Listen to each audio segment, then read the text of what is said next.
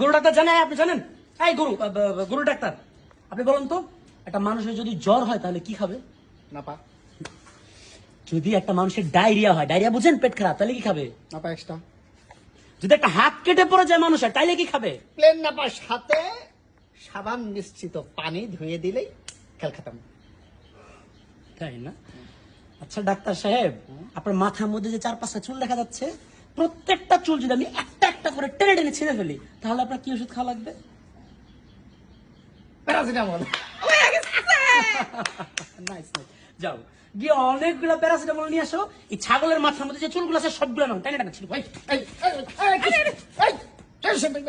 Poultry মুরগি সমস্যা কি? হ্যাঁ, মাথায় হাত দেয়, আমার মাথায় হাত দিলে কাতুকুতু লাগে আমার। আল্লাহ, নমুনাটারে কোত্থেকে ধরে নিয়ে আসছো? এটা কি মানুষ না গরুর ডাক্তারটা নিজে টাস্তা গরু, মাথার মধ্যে কারো কাতকুতো থাকে? এই খবরদার